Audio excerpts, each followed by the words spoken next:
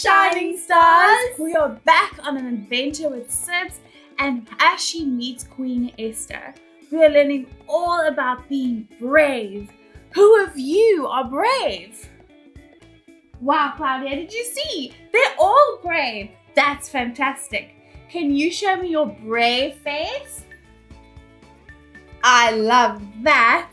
Today we're going to read the story again. Listen carefully and tell your teacher when you think someone in the story is being very brave.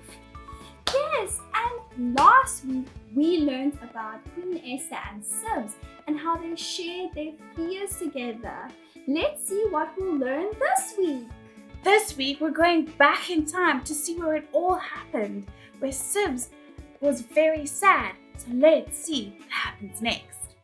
Sibs wipes her tears and bumps into Mr. Kutsia, who kneels down to her level. Mr. Kutsia says, "Hey Sibs, what happened?" Sibs sniffles. "Mr. Hamid, he screamed at me just because I spoke in my own language." Mr. Kutsia said kindly, "I'm so sorry that happened, but maybe this is your chance to be brave. Maybe God is asking you to stand up to the bully, even though you're afraid." Sibs thought and said, "God wants me to be brave?" Mr. Kutsia nodded. Yes, he does. God can take even the most horrible things and turn them into something good. You just have to trust him. Sibs was thinking, okay, why don't you sit on the carpet and play while you think about what I said? Mr. Kutsia said. Sibs sits on the carpet near the toy box, and as soon as she opens it, whoosh! Oh, Sophia, I feel so bad for Sibs. Luckily, she had an awesome teacher, Mr. Kutsia, who helped her and was so kind to her. It's so important to have good teachers and people in our lives. Let's see the big book, because today we're learning our key point of the lesson. Let's put our listening ears on and remember to keep quiet so everyone can hear.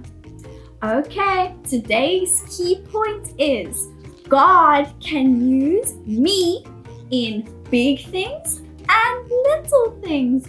Wow, Sophia, what do you think? I think that's such a cool key point and such an important one. God can use me in the big and in the small. That's so cool. What is our point today, Claudia? Well, Sophia, point number 1 is when people around us feel powerless, we can help them. And today, in the story, Sibs felt like she didn't have any power because she was only a kid. But remember, we learned last week that Mr. Kutsia had power because he gave some of that power to Sibs. He made her feel encouraged and he empowered her. Wow, I love that. And today we are reading out of 2 Timothy 1 verse 7. And it says, God doesn't give us a spirit of fear, but of power and love. So our second point is the Bible teaches us that God doesn't give us a spirit of fear. Do you know that Jesus doesn't want you to be afraid or to feel powerless? He doesn't want you to feel that you are unable to make choices or feel out of control, just how Sibs felt. But Mr. Kutsia, like Claudia said, Mr. Kutsia was there to empower her. And who empowered him is God. That's so important. These points are so good, but I know there's so much more to it. So it's time to listen to our teachers and hear what they have to say. You're so right, Sophia. Let's keep listening and raise our hands to ask questions. We are so excited. See you next week. Bye!